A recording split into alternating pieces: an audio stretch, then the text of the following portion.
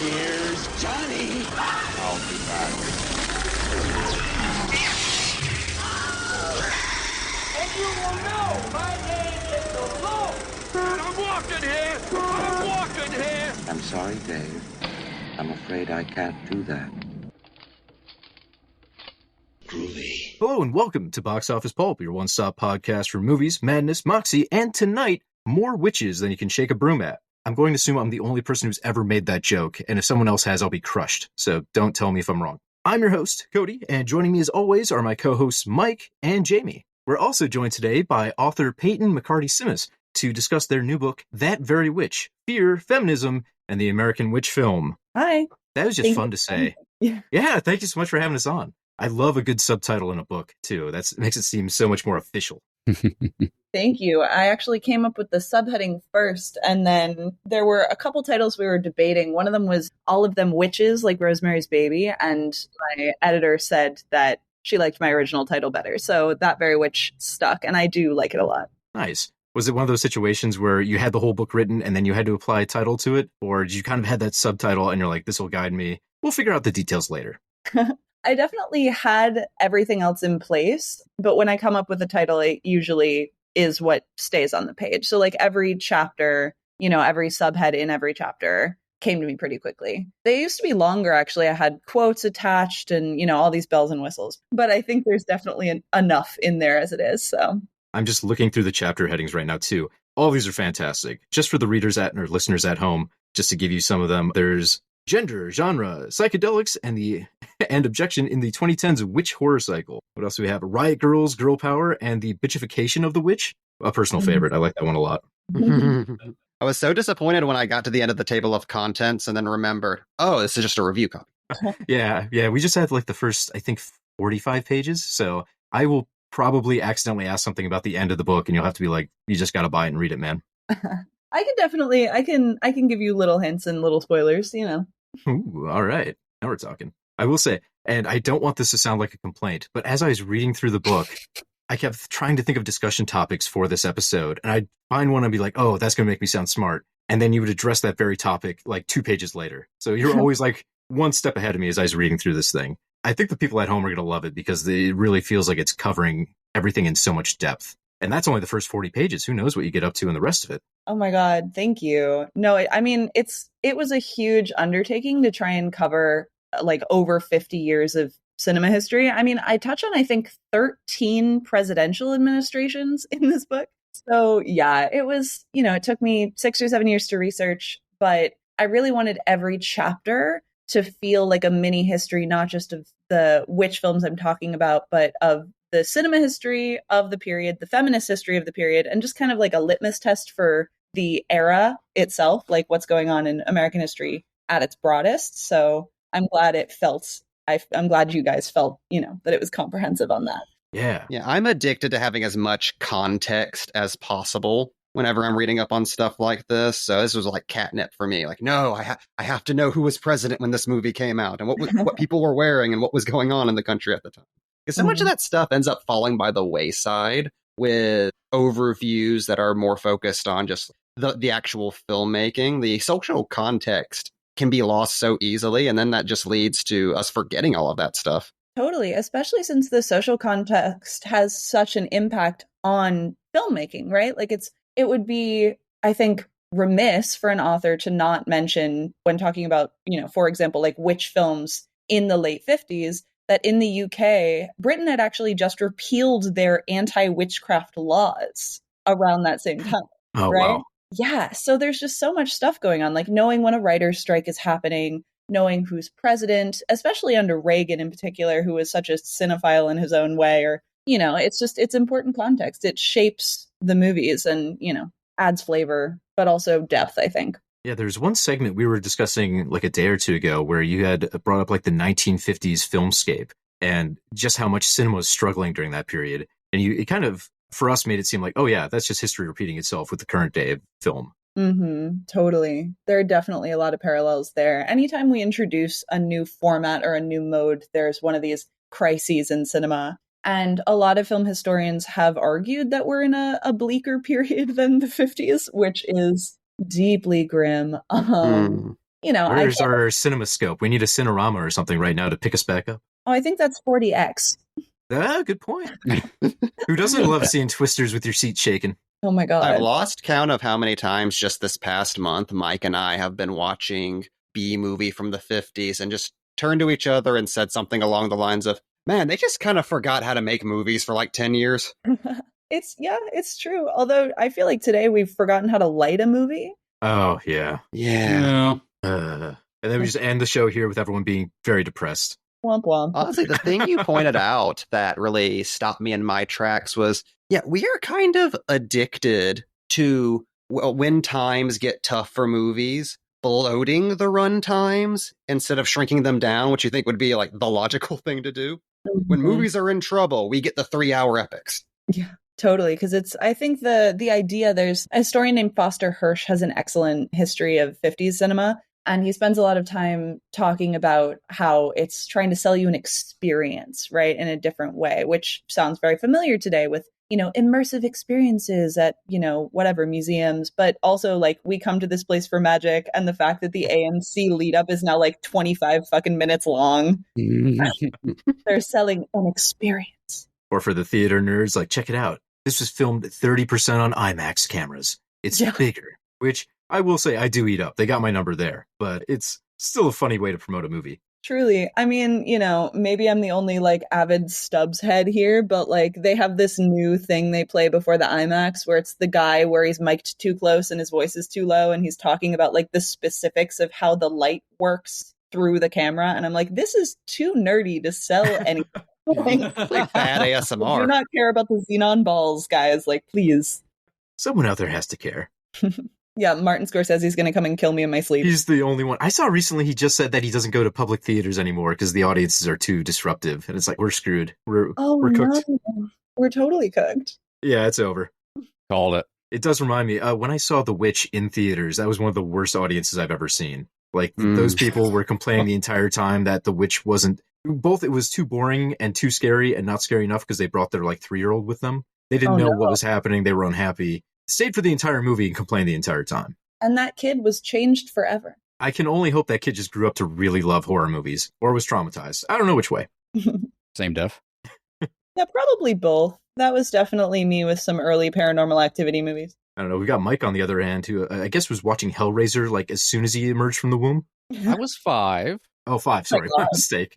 I think Videodrome may have come earlier. And I have, of course, the Christmas Eve memory of The Fly. Whoa. Honestly, I would argue that prepared you for life more than most other cinema experiences. Prepared me for life, prepared me for doing a movie podcast. The little wins. So a couple of the things I was trying to brainstorm through, and then you actually mentioned. One is Stephen King's theory that economic or political hardships really tend to strengthen the horror genre. And you touched right on that. So I guess I can't steal too much from you there because it goes into it in the book. But how do you feel the Witch film stands currently with everything that's happening around us? Because things feel bleak enough where we should be getting the best witch material possible. It's complicated, honestly, because in the book, I'm arguing that it's in relation not just to moments of like economic turmoil, but specifically moments of social and political unrest for like, you know, social rights, like feminist movements in particular, queer liberation, all of these things come together and form the backbone of the anxieties that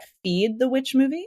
And so you see that in the late 60s and early 70s. And then you see that again in the mid-late 2010s, right? And that coincides with the Me Too movement. That coincides with Trump and so many other things, right? So you have these spikes. And I wrote at one point, I'm trying to remember when I wrote this article. I'm a film critic. So it was a piece in the Brooklyn Rail. It was for the Macbeth movie that one of the Coen brothers did.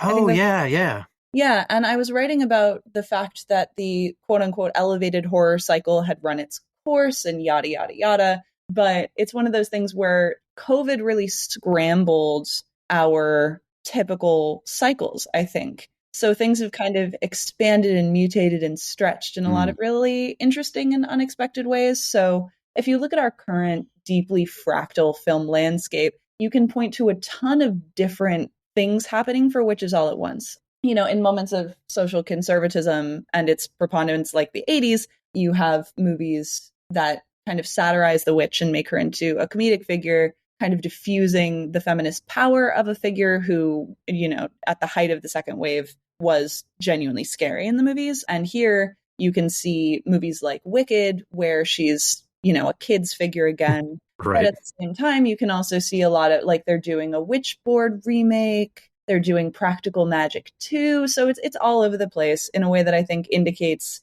that we don't really know where we're going, which is part of what's so scary about our time. The point about Wicked is really interesting to me because the way I was looking at most trends is the opposite of that. Maybe start from a comedy place and then you would move into a serious, more grim, dark adaptation. I'm thinking mostly like Sabrina the Teenage Witch, when they readapted that for Netflix and they decided, okay, instead of going the kind of comedy route, let's make this the chilling adventures of Sabrina and go with the dark version of that. But Wicked is, like you mentioned, the complete opposite. All of a sudden, it's the musical. You took something that used to be terrifying. The Wicked Witch scared generations of kids, especially the flying monkeys. Yeah. And now it's not trying that at all. But it was massively successful. So who knows what people actually want? Yeah. And Sabrina, what is Sabrina if not a rearticulation of what was going on in Bewitched, you know? Oh, yeah. Like, they come and go, they come back, you know, it's eating a little bit of the Addams Family. Like, there's a lot going on in Sabrina that's reflecting a lot of older, specifically comedy witches. But yeah, I like that they did The Chilling Adventures of Sabrina. I don't watch any television because I don't have time. But I dug that one as a thing that exists. Same with Wednesday. I think it's cool that the goth kids have some media to consume. Yeah, totally. Well, it kind of seems like these days, with them casting such a wide net for any property, it seems like most figures in our pop culture wear two faces now, where it's almost necessary that everything have a fun, light version for certain audiences and a much darker, more intense version for different audiences there. And I've definitely seen that starting to happen in horror now as we're finally breaking away from the very serious decade we've had to where it kind of feels like we're going towards a 50-50 split between what used to be considered elevated horror and goofy horror again. Yeah, which feels very much like the 80s to me. It's the exhaustion with the serious, the exhaustion with the art house, the triumphant return of, you know, these big budget, big action horror comedies, and, you know, like it's the Revenge of the Ghostbusters kind of a vibe, even though Ghostbusters did not do well. But, you know, like the Sinners, for example, is an excellent reminder that you can do a big, fun action horror movie. And it can be smart and interesting, and it doesn't have to be sodden and kind of maudlin at the same time. And I love a lot of elevated horror. I talk a lot of elevated horror in the book, but I'm very much enjoying the return of energy and a renewed, like, different, like a change of direction. I think we needed it. Horror definitely feels less mournful now, as I guess the word I would use to describe it. Totally. Very much. I think a lot of it has to do with pretty much an entire generation just went through a massive bit of trauma. And we're seeing sort of the fracturing of tones that's happening from that. I think that's one of the reasons that it really feels like everything's sort of manic in regards to what's coming out, what's hitting with audiences, what's not. It's going very back and forth. It's like yearning for going deeper, but then can only take so much of it for so long, has to go in the other direction. And then, okay, now we're calm again. Let's go back in the other and dig a little bit deeper now. And we're at this kind of like psyche fracture moments, especially right now, where there's a feeling of not knowing where the importance lies, I think. And that's also a place where movies are having a hard time in general finding their identity. Mm-hmm. And horror is always like an interesting time whenever there is that identity search for society during certain periods, like flipping from the 70s to the 80s, stuff like that. And I'm really curious what the horror film would look like a year from now versus what's coming out and what's planned. Like what it will start going into the pipeline a year from now. Sinners 2. He said that was a lie. He said that was surprising. I kind of like the idea of him sticking to his guns, being like, nope, yeah, we made a ton of money. Let's just leave this one and let it go. Yeah. No, yeah, I think you're totally right. Like a lot of the work I'm doing in the book is to think about movies. Movie cycles tend to last a decade, but the kind of historians' decade. So like the long 60s, right? You know, they don't actually coincide neatly with the years. It's not like a kid's placemat where it's like, and now 1990, you know? And it's interesting because the 60s as we understood them cinematically, like the quote unquote long 60s, really start around 1966 and go through the mid 70s.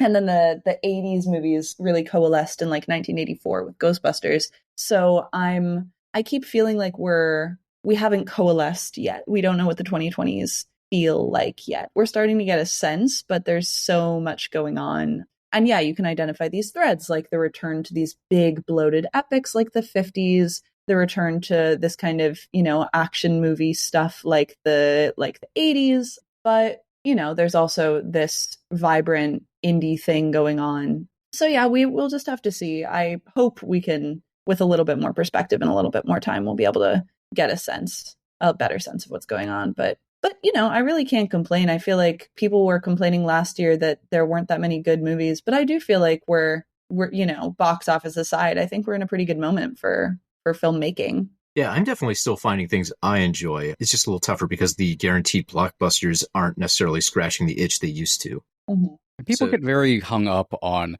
oh, no good movies came out because nothing made any money, which is odd because do you have stock in that particular company or not?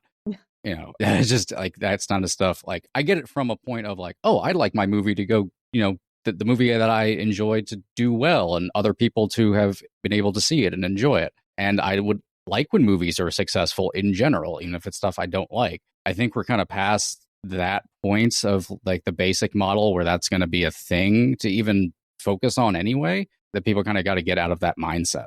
I also think people kind of need to let go of the mindset that it feels weird saying this as such a movie fan. People need to let go of the idea that blockbusters are supposed to be good. Because for most of history, blockbusters have been mostly bad. It's actually kind of miraculous that we had about 8 years where it felt like most of the blockbusters coming out had a lot of quality control and had a little bit more to say than they were supposed to. But that's kind of like longing for the 70s auteur era all over again. Like half the movies were the past is the past.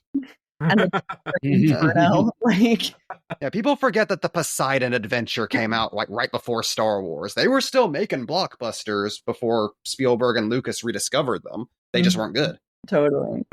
To change topics slightly here, I was kind of curious because I love the idea of defining the witch in terms of American versus European. Mm-hmm. When you were going through doing research for this, did you find that you had to totally exclude European films while writing, or was it a matter of I have to watch these just so I can define the American side of this, right? But not fixate on the other half? Yeah, I mean, it's one of those things where there are witch-like figures in almost every culture on Earth, and they all look different and do different things. So I always like to highlight the fact that witches are unique in the pantheon of horror movie monsters because A, they are the only predominantly feminine horror monster. Like when you think about witches, you're usually thinking about women, which often comes with like this bioessentialist thing going on because it's a medieval archetype, right? So that's a whole can of worms. But at the same time, it's also an archetype based in a real history of femicide. And so when you look at different cultures, you know, East Asian witches have a more ghost-like history. They're also a little bit more vampiric. Eastern European witches have a very vampiric quality. So if you think about movies like Valerie and Her Week of Wonders, that's a witch movie, but also a vampire movie. You know, like you've got the Latin American witch, which has a completely different valence than the, you know, European, the even Western European witch, right? So it's like, in order to clarify these things, you have to get your cultural context in order. I reference several movies. I cheat a little bit and reference a couple movies from Europe and one movie from Japan that I just absolutely adore. The reason I do those things when I do them is if they had some importance in the United States, right? It's a cultural history, and cinema is a global art form. So I also talk about Black Sunday, the Baba film. Yeah. And that a movie personal was favorite. It's so good. But that movie was based on a Russian short story shot in Italy dubbed in English and starred by actors from various countries, then imported here by AIP, right? So the international quality of these movies is important, right? Like Don't Look Now, which is another favorite witch movie of mine, is American actors in a British film. There was an Australian contingent. But the reason I really focused in on America was because I am a scholar of American history. And I think there's something very particular with our nation's history of witchcraft, right? Like you can bring it back to the Salem witch trials and the way that American feminists in particular have deployed this archetype as a symbol of feminist resistance. So that history is both global in that it happens everywhere and specific in that its impacts and the shapes and forms it takes vary. So I focus on America because it's what I know. I'm passionate about it. And I think this book for me was a little bit of a form of therapy, a little bit. It was like, how did we get to this fucked up place we're in? Why are the politics the way they are? And what can the media that we make that presents us with our unconscious fears illuminate about that history? I think like that last point is what was so interesting to me about the book when I was reading it, is whenever we look back on movie history and we do look at, what was society going through at the time, blah, blah, blah. It's always in very broad strokes. It's usually pop culture and then a little bit of, well, here's what's in the zeitgeist. Here, well, Vietnam's happening. So obviously this influence, it's always that. Mike wants more Iran-Contra. He just needs to know about it. But what we don't really focus on is like getting into the nitty gritty, like because America, even more so than other countries, really utilizes its media, its movies specifically, even from early on, as propaganda to try to sway public consciousness. And no one truly examines the contingent of movies that do exist, particularly from older periods, but even to modern day, that are made by people who are trying to reverse course on things negatively and occasionally positively, but more often than not just negatively. Particularly from big studios or things that get big release, you start feeling the American complex infect movies starting at a certain point. And I've never really seen it viewed through specifically the witch film and how kind of hard of a turn every time it felt like, oh, no, we don't like that there's progress in any direction. Let's use a witch movie to try to get our point across about what we think reality should be. That was like a canary in the coal mine. Like, are things getting too progressive? Check and see if there's a witch movie out. Yeah, totally. Exactly. It's it's one of those things where that fascinates me too, right? Because it's not just conscious, right? Where you have, I always come back to Reagan because he was so deliciously unsubtle with his movie nonsense, right? But he watches war games and that shapes his like, global policy. And then he calls this thing Star Wars, right? You have these figures who watch media and that informs them and vice versa. But I also tried to highlight in periods of transition, movies that weren't very successful, but that were hyper commercial, like exploitation movies, I think can tell you more about what's going on in the culture than anything else. Because what those people do is they identify a trend and then they make the movie without doing any research or thought based on what they think people want to see. And that no sociologist has his finger on the pulse of America like Roger Corman did.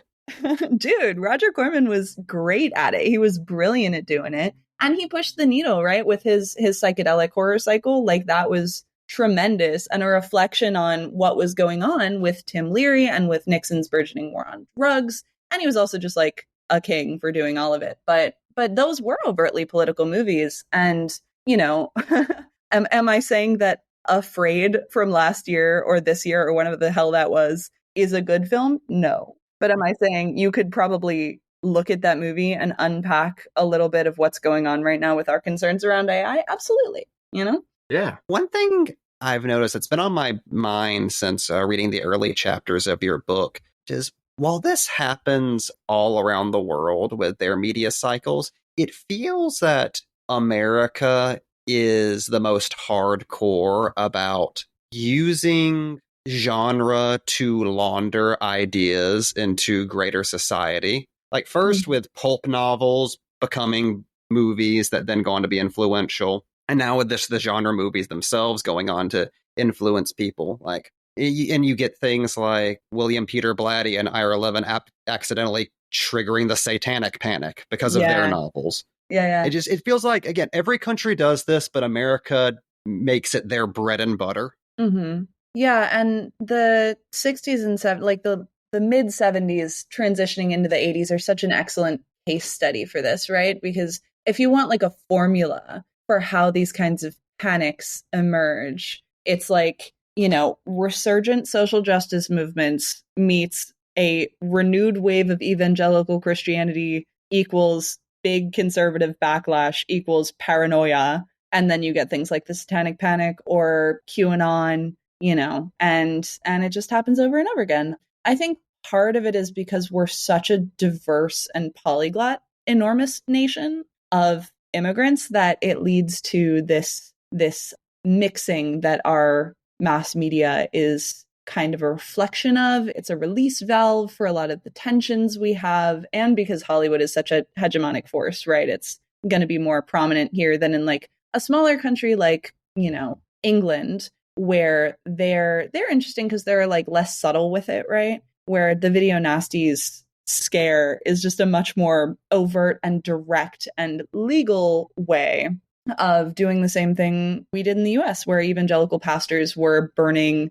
copies of The Exorcist and going on their TV channels to be like, this is porn, you know? So it's a combo of how diverse we are and our free speech protections, and the history of our cinema means we have the space to explore these fears in a different way. I'd say this is all spitballing, but that's what that made me think. It was all confident enough to make me believe. I'd put it down on paper. Oh, nuts. I was making that joke and I forgot the comment I had. This is what I get for trying to make jokes. No. I think I was going to rewind a little bit to America as a backdrop for these stories, just because it feels to me like there is a trope in a lot of witch films where they're bifurcated in timeline. Like they always have a prologue set back in the Salem witch trials or some sort of fictional approximation of it. Yes. And it really feels like they're setting up the idea of this is America's original sin. And then we jump forward into the present day where that evil has been unleashed, or maybe not even evil, depending on how the movie's set up. This could be like a righteous vengeance or maybe a vengeance out of control. Mm-hmm. That's there's always true. And it's so fun. Like that's part of what makes these movies cathartic, right? Is like, you know, even the really terrible ones. Like there's some really bad 80s witch movies that use that trope, but it's super cathartic because these movies often center women. They present you with the image of women being, you know, murdered for the crime of being too hot. and then Evergreen. The woman in the present. Oh yeah. There's a movie called The Devonsville Terror that I absolutely love on this. It's got a very checked out Donald Pleasance in it. But, it's Donald Pleasance. Yeah. Just bored and normal eating. Donald Pleasance. But it's a really cool one for that. It's very explicitly feminist. It kind of falls off at the end. But yeah, in terms of that foregrounding the history of violence against women and then drawing that through to the present in the diegesis of the film, where it's like they start a new witch trial, like witch hunt against these women who are single and have jobs. How dare they? Yeah.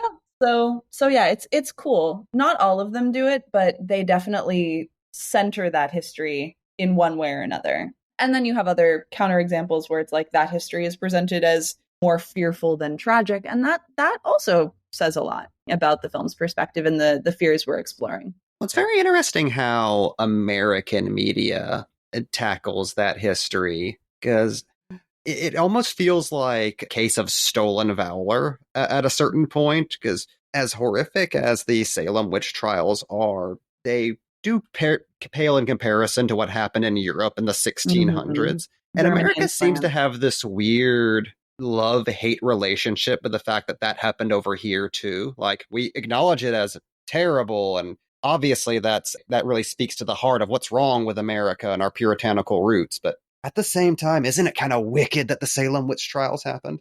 Kind of like an identity crisis we have as a country. Yeah, totally. We're such a comparatively young nation that I think we just take the specifics of our early history incredibly seriously in a pretty distinct way, right? And this is like built into the fabric. It's a counterpoint to one of the many counterpoints to the kind of elementary school narrative around like the Puritans, and they came in and they rocked and they killed all the Native Americans and their wives because they didn't like them anymore, so it's just one of those the things first where, Thanksgiving. yeah.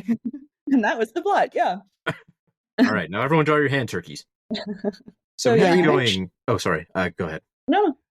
You mentioned earlier about there being a lot of bad 80s witch movies in particular, and I was curious about that because you're right. Witches didn't go away in cinema in the 80s, but I'd be hard-pressed to think of a single iconic witch from that decade. I'm curious if you have any perspective on why that would be, because it's not like those social issues weren't at the forefront during that decade. Yeah, that chapter, that part of the book was probably the most complex to write because it centers around a paradox, which is if the Satanic Panic is positing that in America, one of the major central problems is witchcraft, then why are there no witches in the movies? Where did they go? What does that say? Really into warlocks at the time for some reason. I just wrote a paper about that, actually. Yeah, and I said that was because of the AIDS crisis. So preview of coming papers, I guess. But yeah, like the response, the thing I was talking about there is like the way backlash operates is to diffuse the power of the symbol by presenting it as cliched and tired, and like feminists are not fun and they're not sexy and they're frumpy, grumpy women who don't want to like have a home life or a sex life, and witches are scary and sexy and hot. So you need to kind of downplay that in order to make that work. Whereas warlocks are the opposite. They come to the fore for a kind of inverse reason where, you can talk about like the celluloid closet, right? Where you've got this preponderance of comic buffoon homophobic stereotypes and horny, evil homophobic stereotypes that come together in the warlock to present like this danger to our young boys, Anita Bryant style. But if you look slightly outside of the frame of horror proper, you will see several iconic witches in the 80s, specifically Elvira, Queen of My Life, in Elvira, Mistress of the Dark, who is a really great ambassador for like, sex positivity and counterculturalism in a decade bereft of both, because she's not scary. She's fun. She's reassuring to an audience that even your friendly neighborhood goth is friendly and comes in peace. And then on the other side, you have The Witches of Eastwick, which I love that movie. That movie is deeply conservative. And nobody likes to talk about it because it's got the three coolest women of all time and Jack Nicholson, and it's really fun, but it's very conservative, and it's based on an even more conservative novel written to explicitly denigrate sexual liberation and tell women to go home. So, again, another piece of context about that book that was just lost by history. Yeah. I know sometimes books and movies are made for reasons. Dude, no, I read a piece when I was writing this book that called the novel The Witches of Eastwick something delicious. It was like the ultimate misogynist screed of its era. And I'm like, okay, like I wouldn't go that far, but it is really bad. So, I'm sorry, I adore Jack Nicholson, but the moment he walks onto set, your movie has become sexist. It's the law of the universe. They were like, oh yeah, the guy from The Shining will be perfect, actually. You mentioned Elvira. I'm curious, have you ever seen the pilot to the unmade Elvira sitcom from the 80s? Oh my God, no. Oh my God. You can find it on YouTube right now. It's fascinating. It was made like 88, I think. And it's just Sabrina the Teenage Witch with Elvira, complete with a talking cat. But years before Sabrina the Teenage Witch. That would have been better. Sabrina, I'm trying to remember that actress's name. She disavowed the show because she's an evangelical. Oh, Melissa Joan Hart. Yeah. Yeah, she makes Pure Flix movies now. Yeah. Elvira would never. Cassandra Peterson would simply not do that. She's great. I'll have to check that out. So when you were writing the book, how did you navigate kind of the blurry thresholds between like the folk horror subgenre and witch specific films? Or did you not really have to worry about that since America doesn't necessarily make as many folk horror films? Yeah, it gets complicated where I feel like, and hopefully when people read this book, they'll share my curse, right? But it's like, once you start thinking about this, you will never stop seeing witch movies. They're everywhere all the time. It's just a thing. And so creating those delineations can be challenging because supernaturalism is just an American hobby. But I watched like somewhere in the neighborhood of 300 films for this book. And every one of those films had a witch character, like an explicitly witch character. So I tried to keep it really within that realm, right? There are some where you could argue that it's not witches per se, right? Like someone told me that they didn't think that Midsummer counted when that's a neo-pagan community that to me it's explicitly practicing witchcraft, right? So yeah, to me that's witches by another name. But beyond that, there really aren't any other examples like that in the book.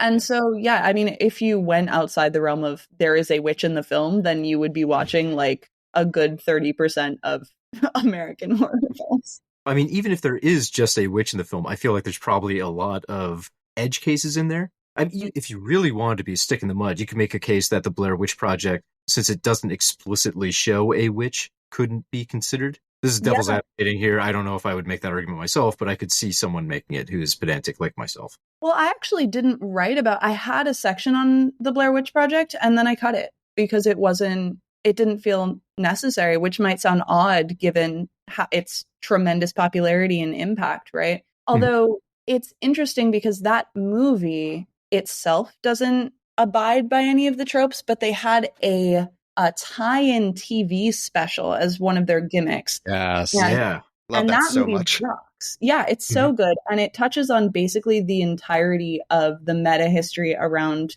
witchcraft in America, right? Where it's got one of the talking heads is like a hippie dude who's talking about like, witch chicks in the whatever. So it's just it kind of acknowledges that history in its broader landscape in a way that I think really proves a lot of my thesis. I watched that and I was like, I knew it. But that didn't make the book either because there was nothing to say beyond, look, it's what I already said. Yeah. That's got to be the hard part. There's, thousands of movies out there. You can't include them all, even if they are popular or one of your personal favorites. It won't necessarily fit with everything else. You got to streamline parts of it. So I will bring up one thing about Blair Witch Project, the film proper, and arguably you could say that outside of Curse of the Blair Witch, there isn't really much quote unquote mythology that's in the film proper. And as that universe got expanded, which is just the term that's used for the entity that's there, that it kind of latched on to the Americanized concept of a witch and the fears the town had on someone who they accused being a witch. But the interesting thing is, outside of that, the Blair Witch was inspired by an actual quote unquote Maryland witch named Maud Dyer, who I currently live near the Maud Dyer Rock, which is the rock she was supposedly executed on. But here's the interesting thing. Maud Dyer may not have actually existed and essentially been a witch movie conjuring by the people of Maryland at the time to essentially spread what is a witch legend that's demonizes women and demonizes, like, I think she was supposed to have come over from a ship, like, so she's a little bit of an other that immigrated here and like all this stuff. And it's possible maybe she was partially inspired by someone in a really Greek mythology sort of way, someone who was walking around. But for the most part, it's likely most things about her are completely made up at the time to essentially spread this story to create fear. So a Hansel and Gretel kind of thing, like, here's a scary story. Stay straight and narrow. That's totally fascinating. So as we're kind of running short on time, let's just do one more question to kind of wrap things up here. As you were going through doing all of your research, what are some of the witch films you think would be really helpful for people to watch maybe before reading the book? Or some you feel are maybe just underseen and folks really need to give a shot? Totally. I'm actually programming a series of witch films in the summer in New York with that premise, but underseen movies that I'm really excited for people to dig into after reading this book. One of them is Herschel Gordon Lewis's Something Weird. It's a 1967 exploitation film that, if you're a cult movie head, I think you will love this movie. It's totally bananas. It has to be seen to be believed. It involves like LSD and karate, and there's an invisible sheep ghost that gets fought. It slaps. Would recommend. But in terms of like actual impactful and meaningfully good movies, I would say above and beyond, I would absolutely recommend everyone check out George Romero's Season of the Witch. It's so amazing as both a feminist film and as just like an underseen gem from his filmography. He was responding to women's liberation and the occult revival of the 60s in the same way that Stephen King was with Carrie. And it's a really cool text. Beyond that, I think there are definitely films in here that if you haven't already seen them, like you should. Like people who haven't seen Practical Magic, go watch Practical Magic and cry and eat popcorn. Yeah. But yeah, once you start watching witch movies, they stay with you forever. There's something very cathartic about this subgenre because usually it's women kicking ass and getting revenge. And who doesn't like that? I don't have anything better to say. That's a great way to tag the show. That should have been like a subtitle on the book. Mike, steal that for the title of the podcast, the descriptor. Got it. Good work. All right. Well, I think we've taken enough time for today. Thank you so much for joining us. For the audience at home, where is the best spot for them to purchase the book? You can pick it up wherever books are sold. It's available for pre-order on Barnes & Noble right now. You can follow me on Instagram, and I post updates there. So, yeah, it'll probably be at your local bookstore. I'm excited. Awesome. Thank you so much. Everyone at home, if you do not buy at least one copy of That Very Witch, Fear of Feminism, and the American Witch film, we're not friends anymore. It's that serious. So go out, get your pre-orders in. Let us know what you think of it once you get a chance to check this out. I'm a huge fan. I can't wait to read the rest of it. Buy it and stay friends with Cody. That's it. The only cudgel I have to wave at folks. All right. Well, I think that's going to do it for us. Thank you again so much for joining us. We'll have to get you back sometime for like a commentary on like witching and bitching or something.